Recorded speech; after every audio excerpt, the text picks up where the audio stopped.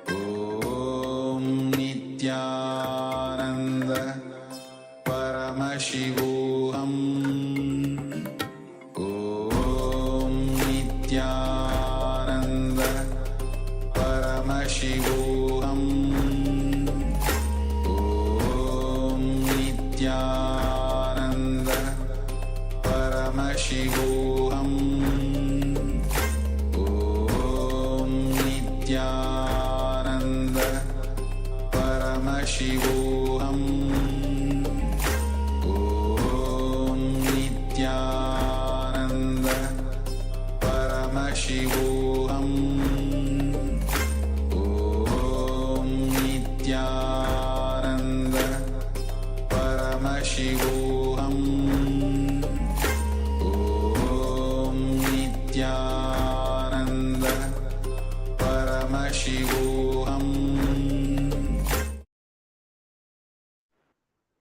Yes, Nithyanandam, and welcome. I welcome all the Paramashivoham Level 2 participants once again to the session. Today we have been focusing on the four tattvas, the four principles. And these four principles can immensely change our lives.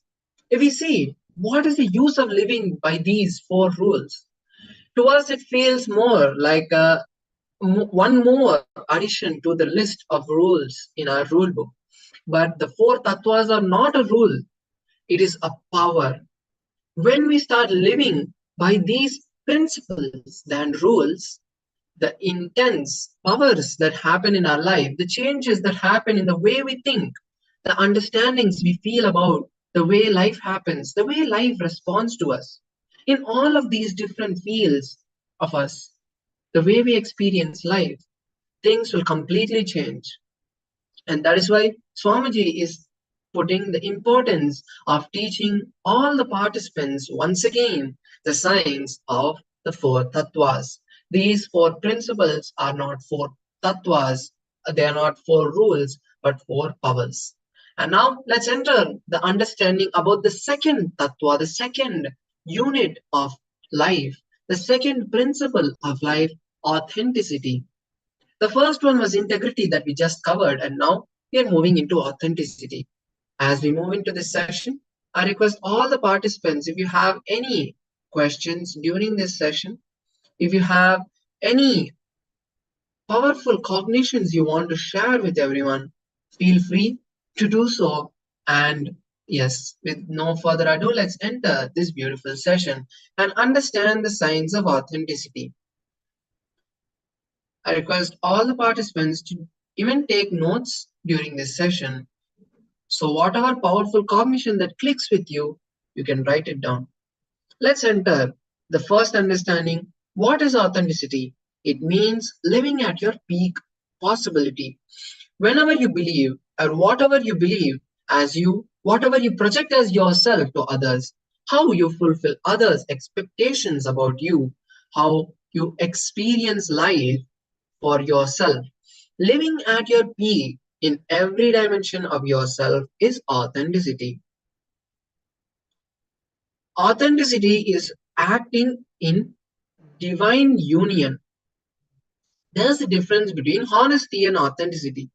Honesty is a societal good quality, but authenticity is a spiritual, extraordinary quality. Honesty is the first step, the initial step that you can take. If you keep telling lies, if you don't stick with the truth, being honest is one level, but authenticity is the living, the spiritual truths of life.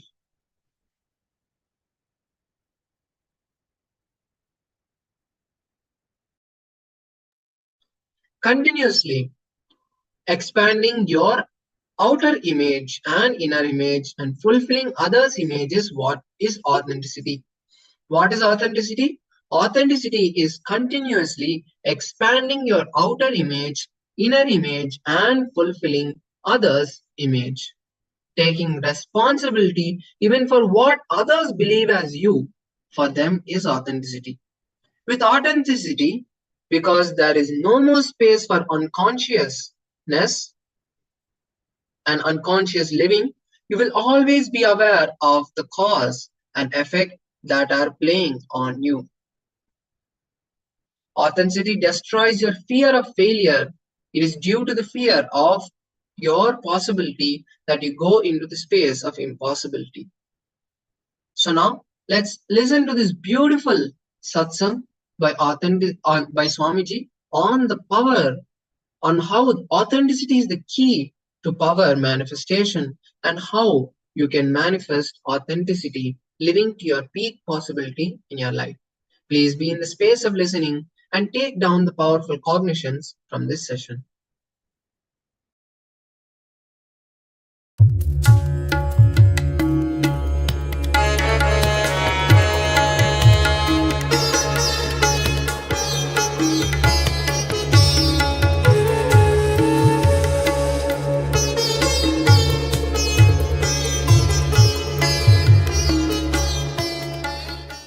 नित्यानन्देश्वर सदाशिवसमारम्भाम्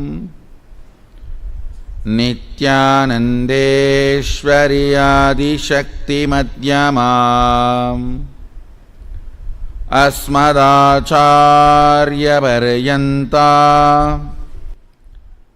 वन्दे गुरुपरम्परा.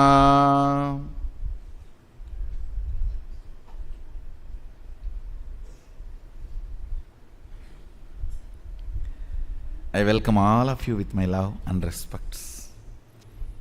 I welcome all the devotees, disciples, Sarvanyapita Yajamans, Nitya Satsangis, Srimahans, Mahans, Kotaris, Tanedars, devotees, disciples, visitors, YouTube subscribers and viewers who are sitting with us all over the world at this moment through Nithyananda TV, Facebook Live, through hundreds of Adinavasi channels, YouTube Live, and two-way video conferencing having Nayanadiksha all over the world. I welcome all of you with my love and respects. I'll continue to expand on manifesting powers. Listen. Manifesting powers is nothing but extension of practicing authenticity. Listen.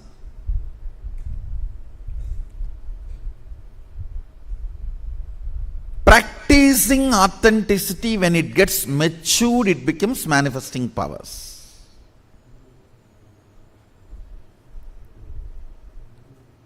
What is practicing authenticity? Manifesting powerful cognitions constantly. If I have the body which gets tired, then I know the signs to get out of tiredness. Understand? What do you mean by saying your body gets tired? Then you know there is a space where you are not tired.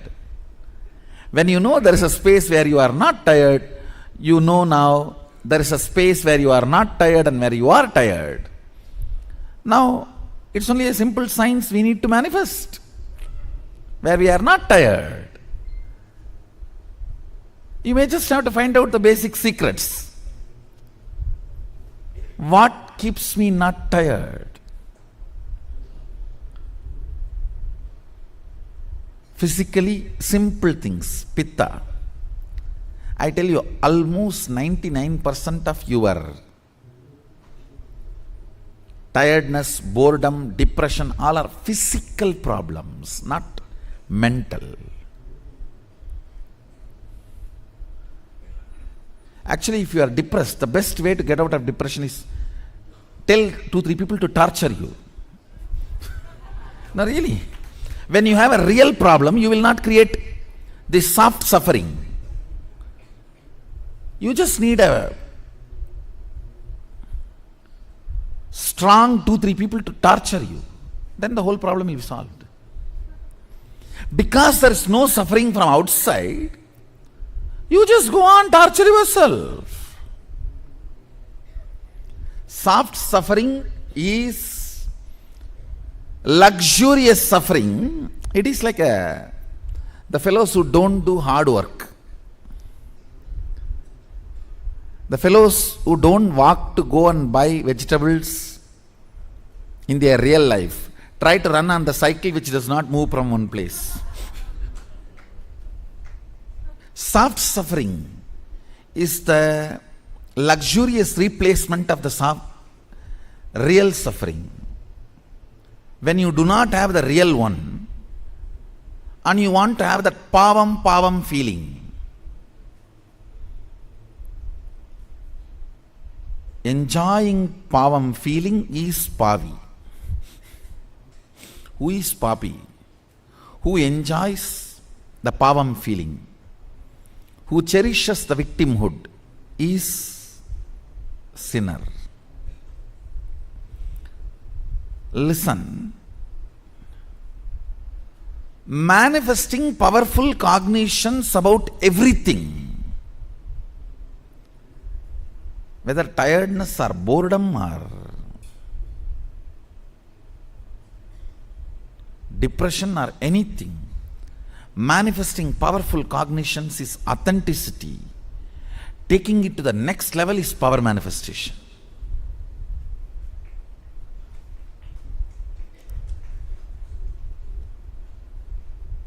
Listen intensely.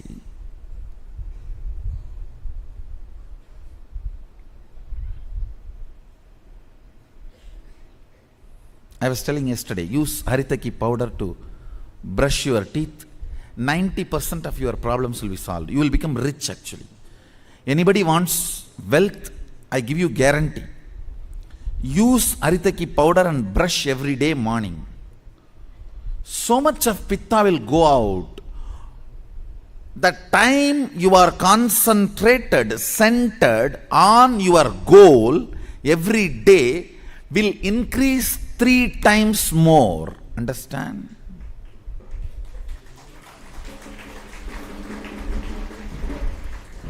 Number of times you remember your goal and align yourself to your goal, and the time you feel oneness with your goal and centered on your goal will increase 3 times more if the pitta in your body is balanced.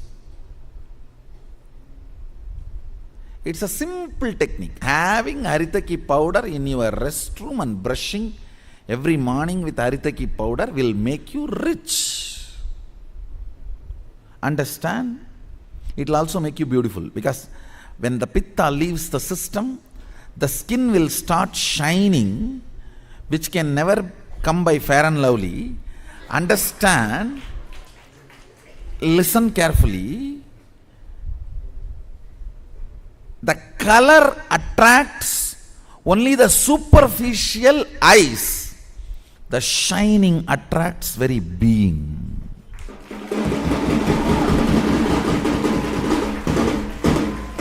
You will develop that shining. We call it tejas.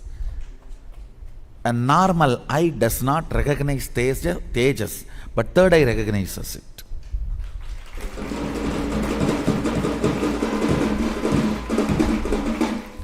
Balancing pitta increases the level of tejas in your system. Simple. You may think, God, just brushing teeth with Haritaki powder. But you do not know, because your problems are not mental as you think. See, you want to open the door and you are going and hitting on the wall. When will you open?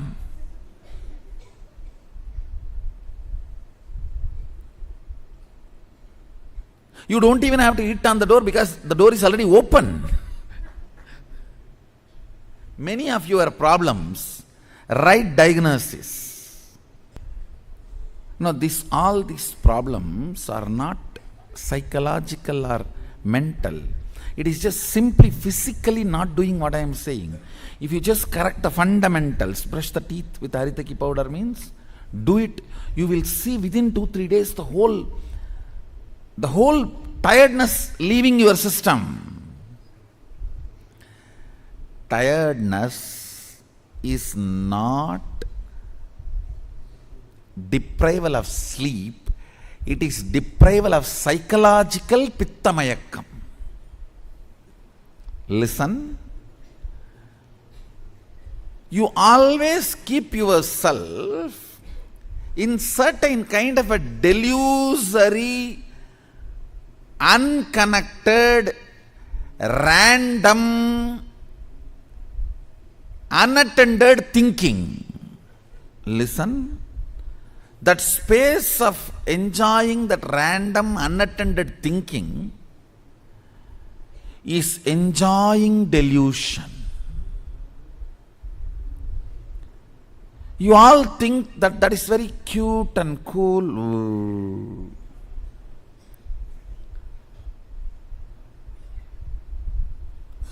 But that is the source of lot of tiredness. And if you don't spend time with that, you feel something is deprived, taken away from you.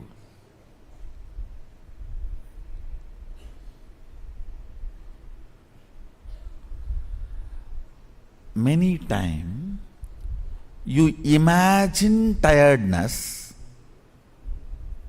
when you are deprived of your stupido thinking.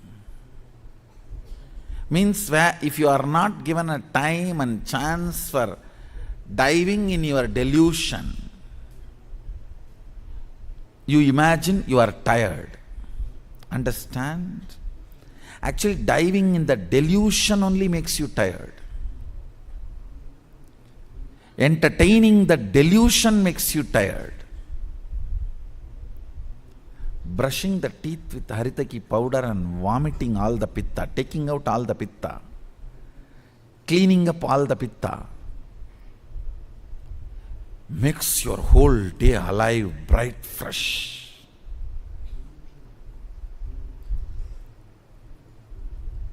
Not only the quality of the sleep increases, the quantity of the hour you roll on the bed decreases. And the idea of tiredness disappears. Idea of boredom disappears. Manifesting powerful cognitions about everything is authenticity. Taking it to the next level is power manifestation.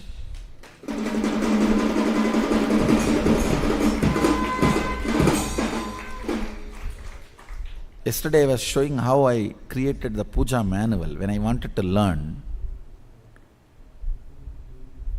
I did everything I can. Then I saw the power of downloading has opened up. You doing everything you can opens up the power of downloading in you. Opens up the power of downloading, next level power.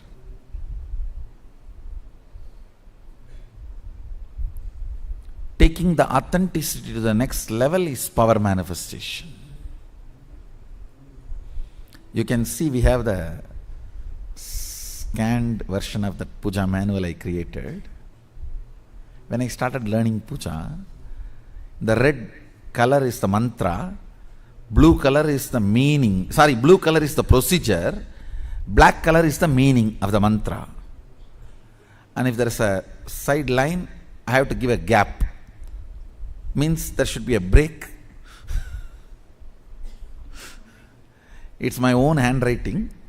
And those mudras I cut it, xeroxed and cut it from another book. I xeroxed and cut it and pasted it.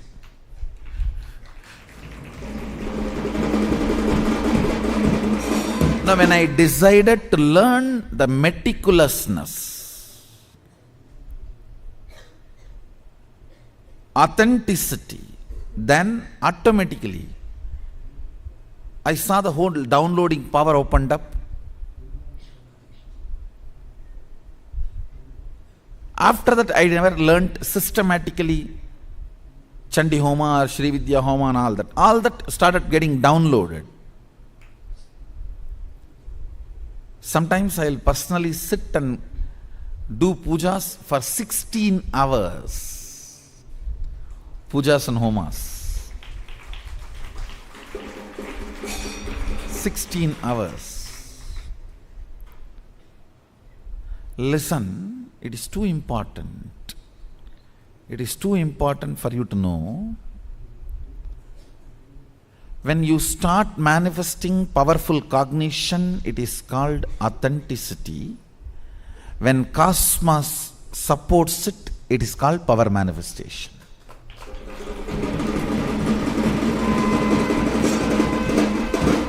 When you start manifesting powerful cognitions, it is called authenticity.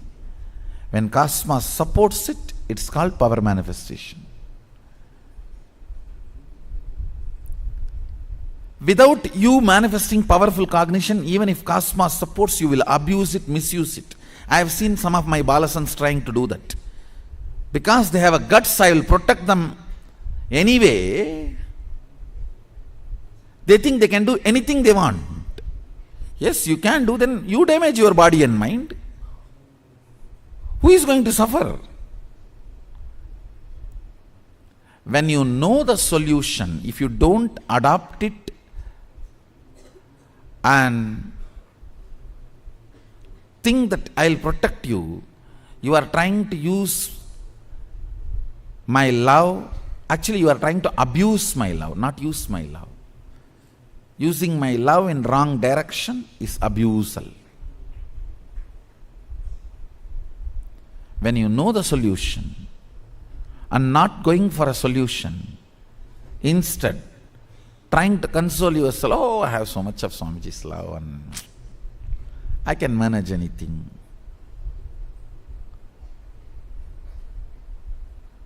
Yes, if you break 5-6 bones and come, of course, I won't let you die. I will protect you. I will heal you. But till the time of healing, who is going to suffer the fracture and fracture's pain? Who is going to suffer the fracture pain? You only. If you get into a problem which you don't know the solution by mistake, then I will not let you suffer even for an inch. I'll immediately lift you. But if you know the solution, and out of sheer arrogance which you developed because I love you and empower you, and go and make a mess, then I'll say, all right, do what you want.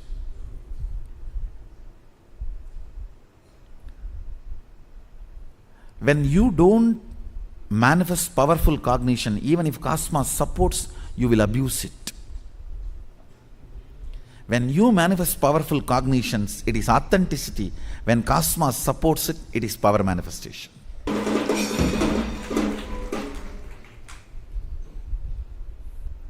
So yesterday almost it took one full day for us to go through the unclutching initiation, understanding and thinking in the language of integrity, authenticity, responsibility, enriching.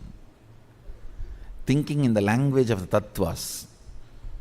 So today, 720 sacred syllable installation initiation.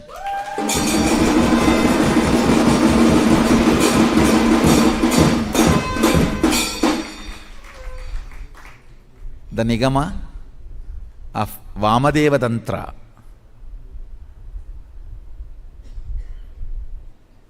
Which gives Bhuvaneshwari Vidya, which I received from Arunagiri Yogishwara.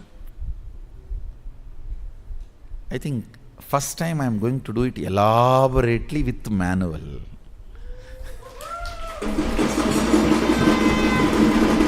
So we will have 3 initiations.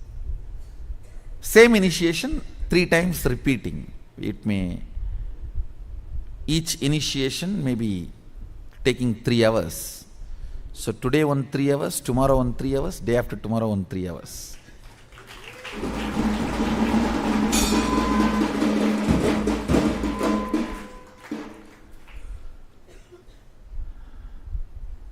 Or maybe we will have today 3 hours and 1 day break and then 3 hours. And anyhow, we will have at least 3. So you guys can get out of all the blind spots and think in the language of tattvas.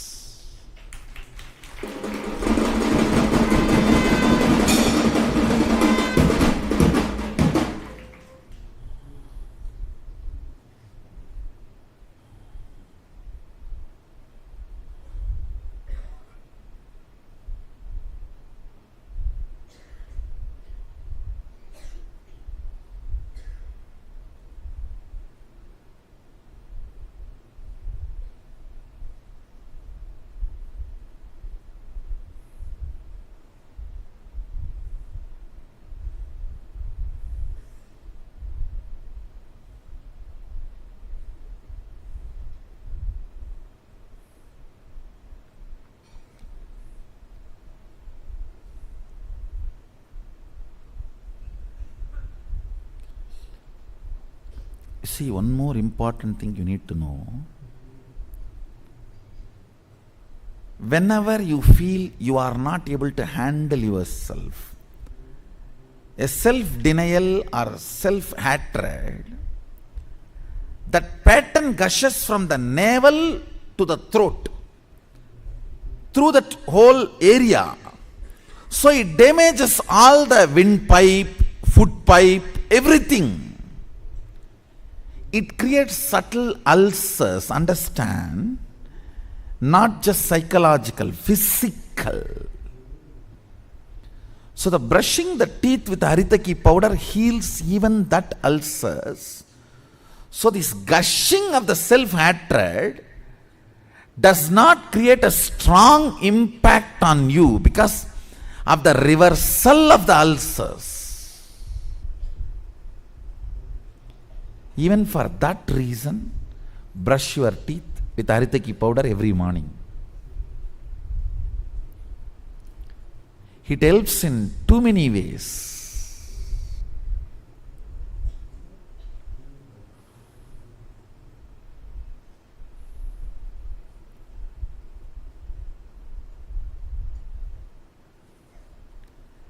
Essence of today's satsang.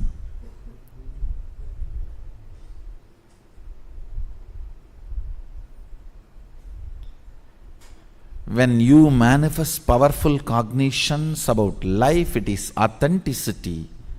When cosmos supports it, it is power manifestation.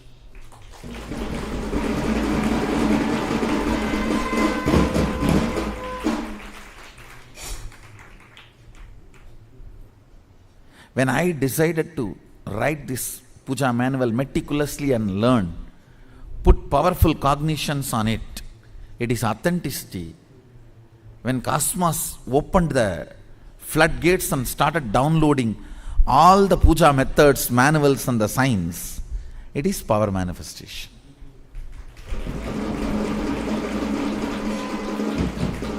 Without authenticity, even the cosmos gives the blessings, you will start abusing it.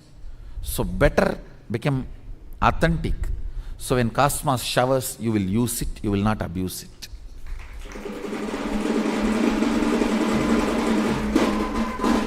Understand, when you abuse, it will become very costly. Being an incarnation, I could not get the second BD. Understand? Being an incarnation, I could not get the second BD. One BD. I did not even say no. I just delayed my yes. I lost it. Did not even say no. Delayed the yes. And never I got it again. He said very clearly, some other door will open for you, but not this door.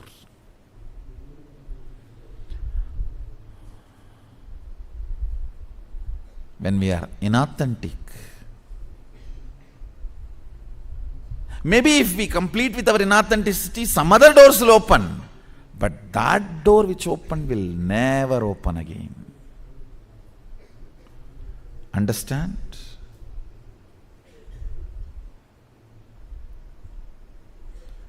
Being an incarnation, could not get the second BD. He is about to leave the body and he has declared to the whole city, I am the successor. Visiri Swami, just 2 days before he left the body, I was pressing his feet. By the time I realized my incarnationhood and started the public life, I went there to see him. And he called all the local VIPs and declared in front of all of them, Swamiji is my successor and he is the living Sadashiva.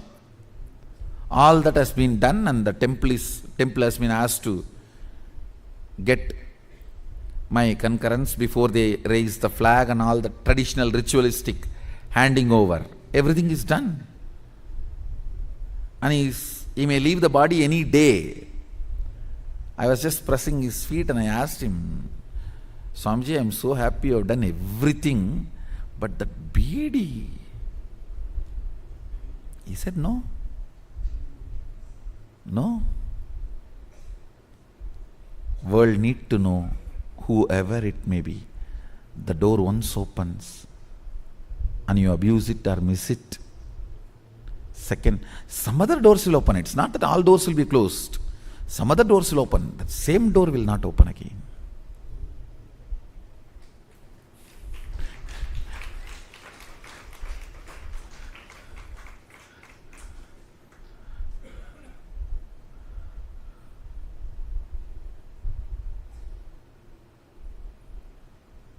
So sometime, unless you become authentic, even Cosmos giving tatastu, you may misuse it or abuse it. Become authentic as quickly as possible. So when Cosmos blesses, it will just become power manifestation. You will not abuse it or misuse it. So with this,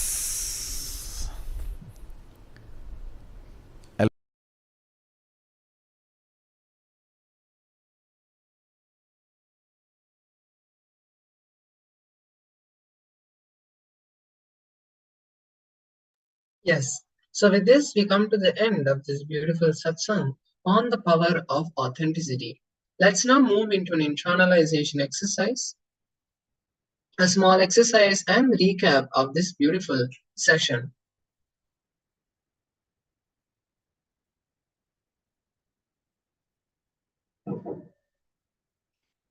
Yes. So continuously expanding your inner image and outer image and fulfilling others' image, taking responsibility for even what others think as your image, is authenticity.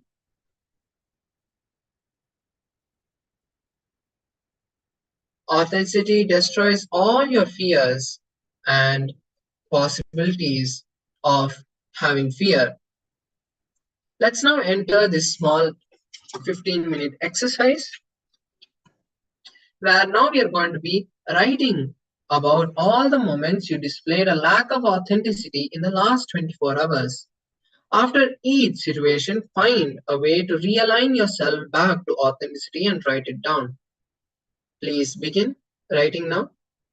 Take all the incidents, write each incident. For example, you did not give your 100% into a particular document you are working on, for example, or a particular activity you are doing, like cooking. Write down what you should have done and what is the inspiration that you're going to hold to keep that space when you do that work next time. Please begin writing now.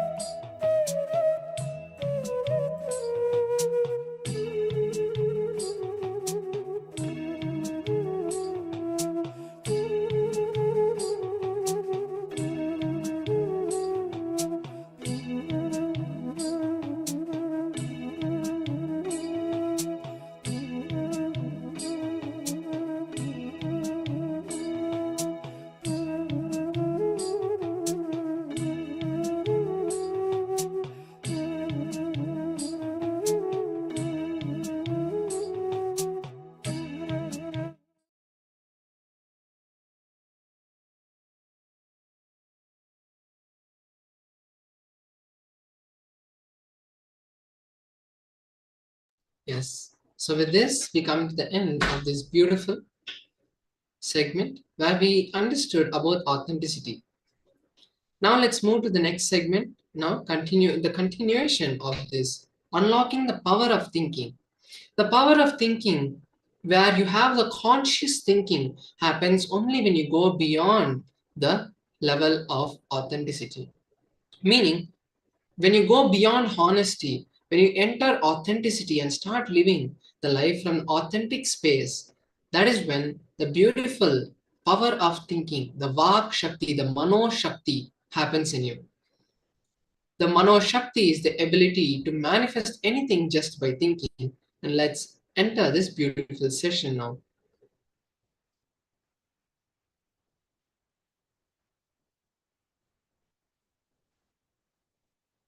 Whether you know it or not, whether you believe it or not, you can control your mind in the same way that you control your body's movements.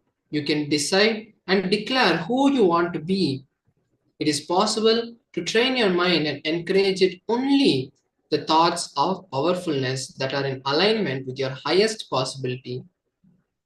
Now, let us enter a beautiful video where Swamiji now gives us the understanding of how to overcome lust, fear, greed, or all these patterns, experience our highest self, and understand the power of authentic, conscious visualization.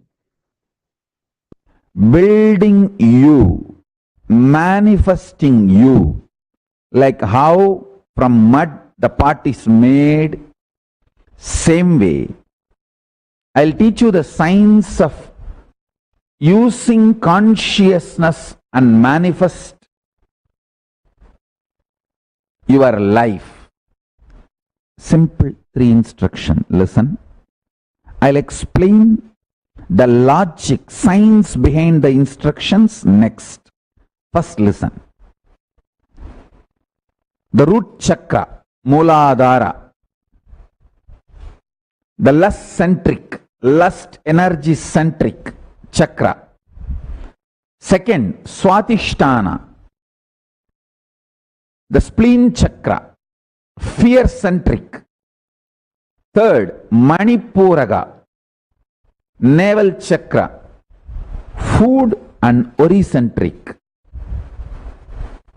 Now, listen intensely.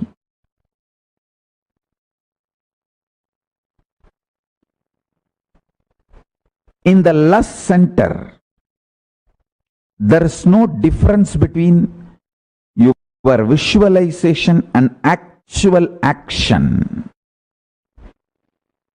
The actual actions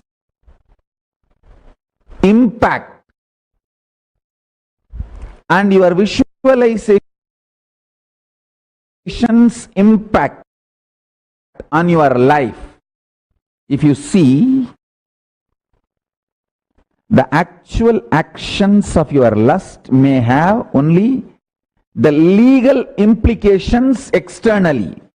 Other than that, other than the legal implication, whether it's a legitimate wife or illegitimate or gay or lesbian, other than the legal, socio-legal component of the sexual act, the act or the mind, mental action, please understand, words, very raw, your fantasy, your pornography, your masturbation, all this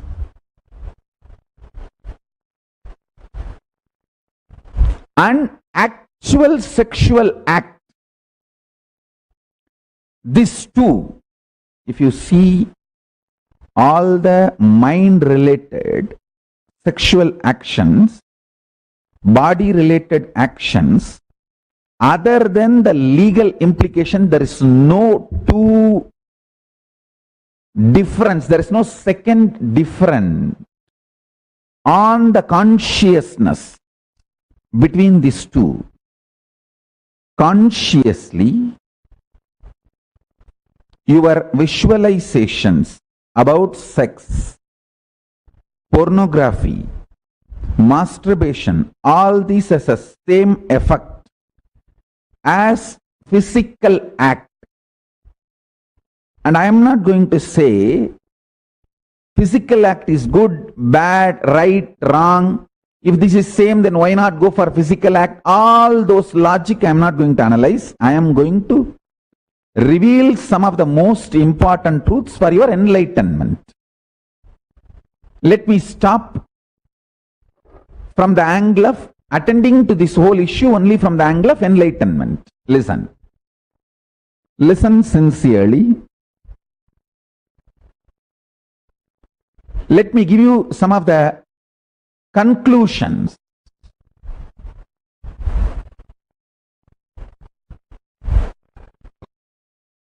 Let me give you some of the conclusions so you will understand the logic. First,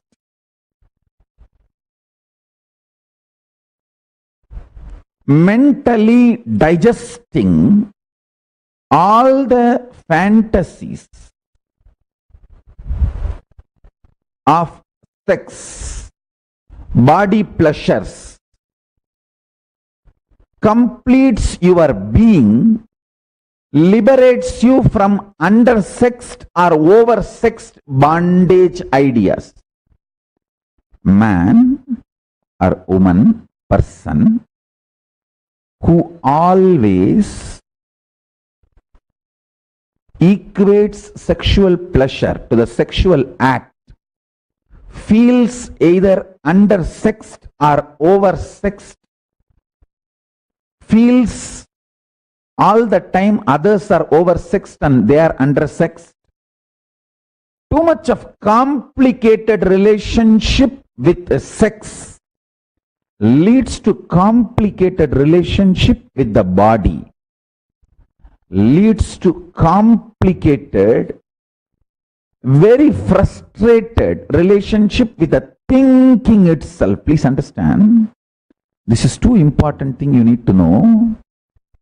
You need to know the conclusion I wanted to give, and powerful cognitions you need to carry, both. The conclusion I wanted to give, listen carefully. Your conscious expression, manifestation of lust, sex, sexual acts, fantasies, pornographic manifestations, your wild perversions, everything. If you sit and chew them consciously, not mentally, there is a difference between mentally and consciously. If you chew sexual fantasies mentally, you will be obsessed, and all the actions related to sex will be like a compulsion, forced. There will not be any conscious involvement, freedom or participation. More like a, you have to sneeze. Listen carefully. Mind binds, consciousness liberates. Formula, basic sutra. Mana is bandha, chit is moksha, mind is bondage. Anything done mentally leads to obsession and obsessive compulsive behavior. Consciously, when you engage with your fantasies, desires, sex related right, wrong, good, bad, socially accepted, legitimate or perversion, anything. If you can consciously use your visualization and get involved, you will be liberated without need for the physical act from the feeling of undersexed or oversexed, denied or exploited, all the incompletions, frustrations related to sex. All human beings feel whether they are having legitimate marriage relationship or outside marriage relationships, whatever may be, irrespective of age, gender, orientations, choices, everybody feels either undersexed or oversexed, either deprived or exploited. It's like a cycle. The fundamental root cause is sex remains as obsession, compulsion. The act does not have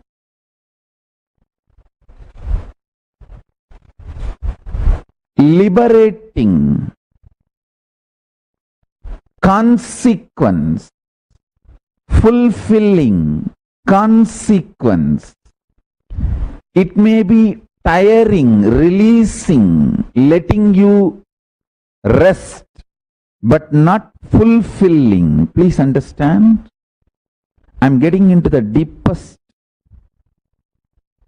important formula for power manifestation. If you understand what I am talking today, not only you will be liberated from thousands of problems, you will start manifesting powers. First, the root chakra, lust-centric energy center, Muladhara chakra.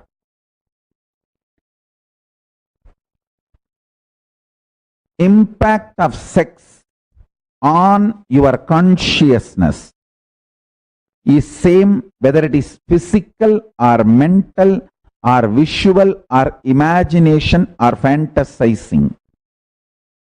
Only socio-political legal impacts are different, but inside the impact is same whether it is an action or imagination. So, understand the deeper revelations. If you intensely, consciously involve with your visualizations, fantasies, without labeling them as legitimate, illegitimate, socially accepted, romance or perversion, and just see consciously and start digesting them, you will experience absolute liberation. There will not be any need for external act. If there is a external act, it will be more like a gracing, not compulsion. Second, the Swadhisthana chakra, fear-centric. If you sit and consciously involve intensely in all your fears and the root cause of fears and insecurities, you will be completely free from all fears and the kind of the boldness, courage you will manifest. See, at one point you will reach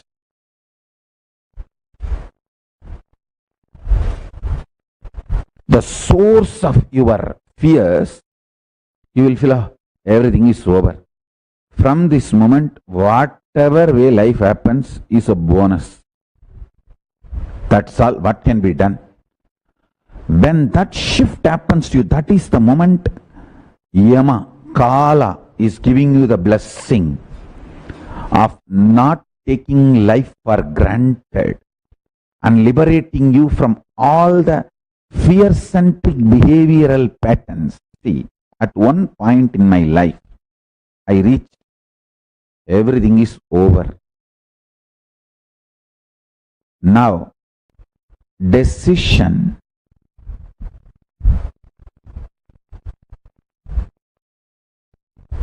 not to hang on to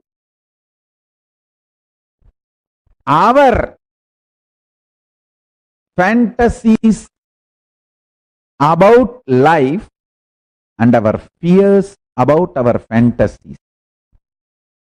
Understand? Whenever your mind involves, your fears become fantasies and fantasies become fears. These are the statements you need to meditate very deeply. When there is an obsessive compulsive behavior, your fantasies become fears and fears become fantasy. Romance become perversion, perversions become romance. War becomes love, love becomes war. Listen carefully. Listen. Consciously sitting and cherishing all your fears, not mentally being kicked. Just mind releases all the fears and the fears erupt out in you. No, I am not talking about that.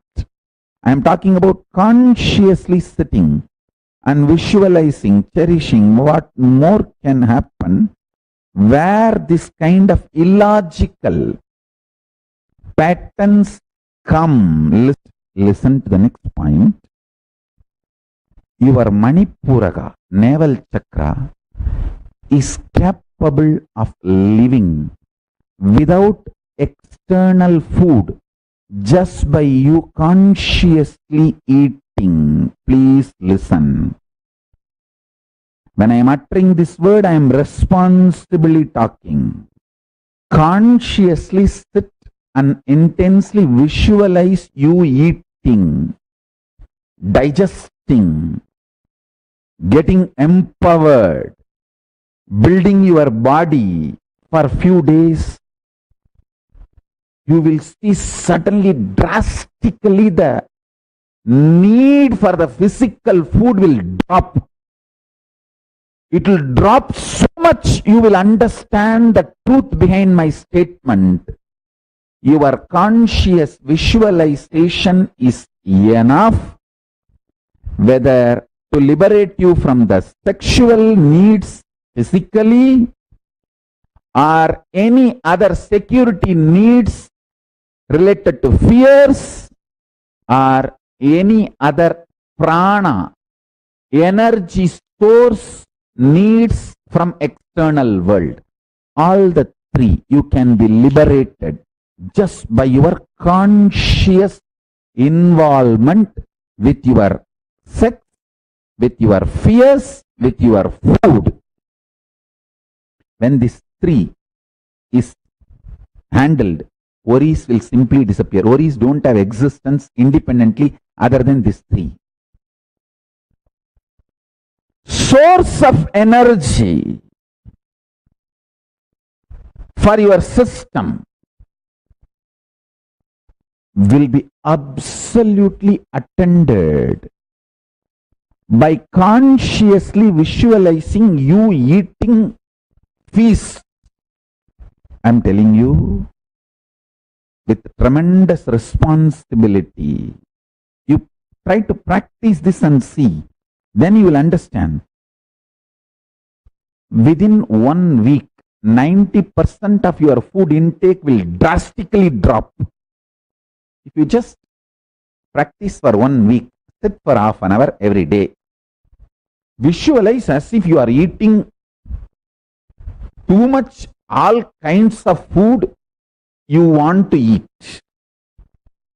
Just sit and visualize consciously.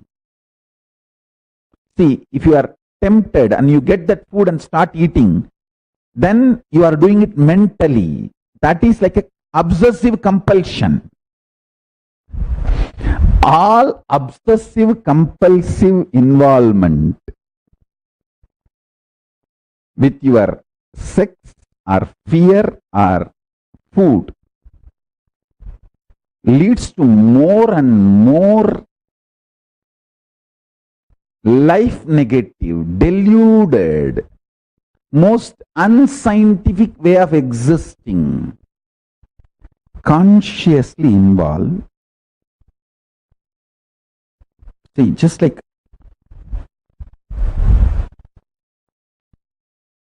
if you have the habit of decorating deities, doing puja, how micro detail you need to get involved. To that micro detail, sit and visualize consciously, like how Pusalar Nayanar built the temple consciously in his inner space. Like that, sit and visualize. All your food related fantasies, all your fear related patterns and unconscious, frightening, terrorizing visualization, which collapses you, which makes you have mental breakdown or nervous breakdown. Sometimes people think, I can tolerate anything but not the disease. Sometimes people think, I can tolerate anything. See, some people can tolerate anything but can't tolerate certain disease. Some people can tolerate anything but can't tolerate their near and dear one's death. Some people can tolerate anything but can't tolerate losing their freedom, independence, like imprisonment, fear of prison. Some people can tolerate anything but can't handle losing the wealth. Like this, you may have some of the worst terrorizing fears which brings immediately mental breakdown, nervous breakdown. Consciously involve into that fear, visualize them, and what can be done.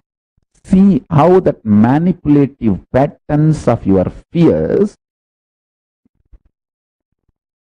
design and show the life, even though you don't have any problem, as filled with problems. I tell you, a swadhisthana without fear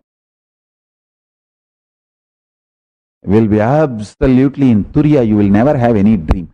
Dreamless Turiya state is the symptom.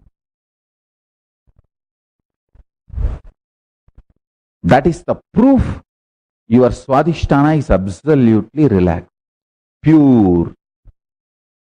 Your fears have left you. Understand? Consciously involving with your lust, sex, fantasies, perversions, without physical act, consciously involving with your fear, mental breaking, nervous breaking patterns, the patterns which literally brings mental breakdown, nervous breakdown in you. Consciously involve and go through those patterns, visualization. Let them lose power over you. And consciously sit and eat, fill your body and make yourself energetic through that food.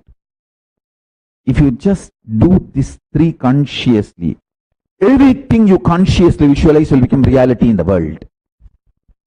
Listen. I don't have time to waste with the fools who don't feel connected that I am Paramashiva. If you feel connected to my identity, the principle Paramashiva, which I am manifesting, then my life is for you. If you don't feel connected, switch off the TV and go and see what you like. Go and spend time in what you like. And go and at least enjoy your life as per your definition of enjoyment. If you are here feeling connected to my declaration that I am representing, manifesting the greatest principle of the cosmos, Paramashiva, listen to what I am saying. Just this 3 visualization consciously. Start playing with them. You can choose one day. One day you can choose fear. One day you can choose lust. One day you can choose food. All I am asking is half an hour from you. Play with them for next 1 week. One day sit and visualize all the food variety you want to eat. You are eating and becoming energetic with that food. One day sit and get into the depths of the fears which brings mental breakdown, nervous breakdown literally inside you. Consciously get to the depth of it. It will be literally like a cobweb removed from your brain. Oh God, such a simple thing. Life is so simple. Why did I complicate it so much? You will feel that relief. The cobweb removed from your brain is the dream states removed from your consciousness. All delusion will go. If you feel my eyes are very sharp and you want that kind of a sharp eyes, this is the method. Sit. If you enjoy my eyes and you like my eyes, the way it is sharp, and you want the depth which is there in my eyes, in your eyes, stop dreaming. The technique for stopping the dreaming is sit and get into the nervous breaking, mental breaking fears of your life and how that cobweb pattern is created in your brain and how you are deluded and caught into that cobweb and how that pattern triggers and puts you in mental breakdown and makes you feel nervous breakdown and insecurity. In that insecurity, you do all stupid things and destroy your life. Get out of it. I am giving you the boon today. With the blessings of Kala Bhairava, practice this truth which I am revealing. All will be liberated from fears.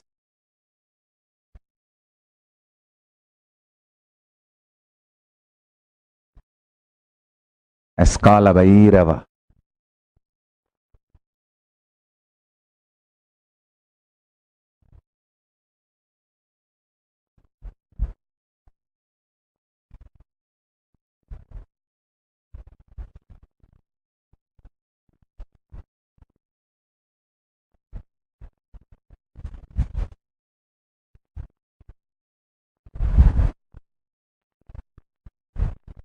I bless you all.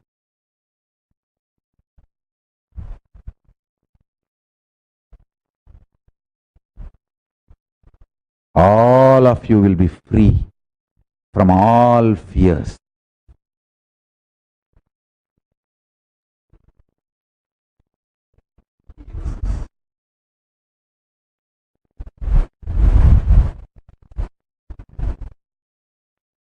Practice, manifest this simple truth.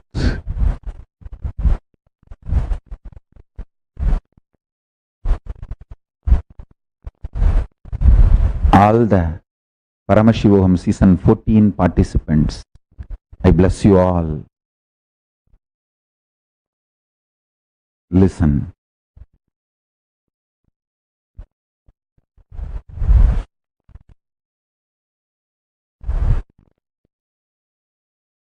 If you want the sharpness in my eyes, light, ages in my eyes, do this process. Get into the patterns of fears which brings mental breakdown, nervous breakdown in you. Face them. You will be free. You will have that sharp eyes. First. Second, any of you want this flat tummy? If you feel I really want that flat tummy, sit and visualize intensely, consciously eating all the food you ever want to eat. Without eating, mentally, consciously, not mentally. Listen to this statement. Not mentally, but consciously eat. Mentally, if you start eating dosa, you will try to get dosa and eat. Mentally, if you start thinking of pizza, you will try to get pizza and eat. That is obsessive compulsive behavior. No. Consciously sit and visualize you are eating and feeling energized by that food. Suddenly you will see 90% of your food need intake will drop within a week. You will have this flat belly, flat stomach. Third, if you want this shining skin, if you feel suddenly I become too shining and you want that, sit without going through the sexual physical act, intensely go through the visual conscious act of all the fantasies you ever collected, romance or perversion, anything. You will see the whole consciousness becomes complete, pure, petals and shining. This tree is the science of Kayakalpa.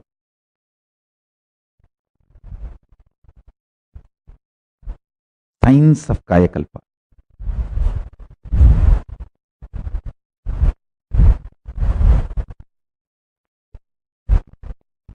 I do not have any fantasy of romance or perversion with this world.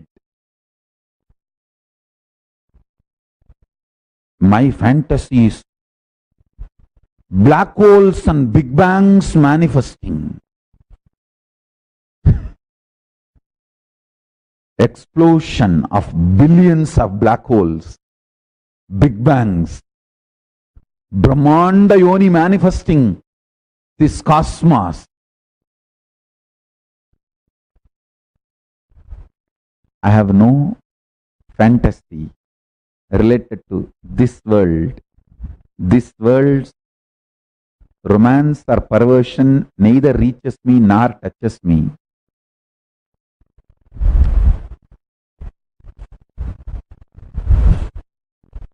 The cosmos manifests consciously through this being.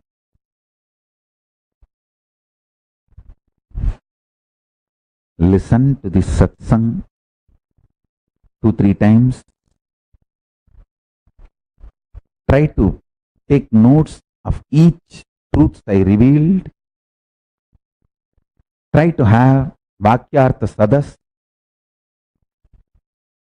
Try to do just these 3 things for next 1 week.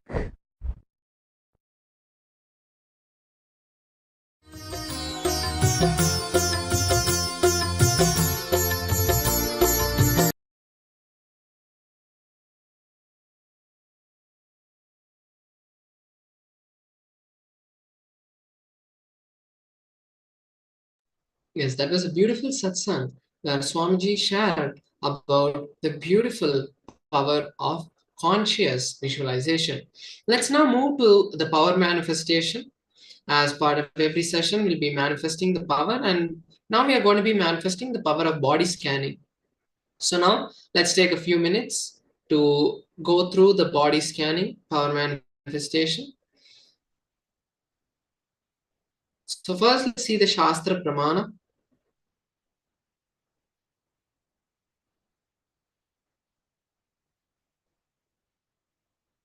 The scriptural reference for the body scanning you have already heard the beautiful scriptural reference of the power of body scanning. So we'll be moving now directly into the power itself.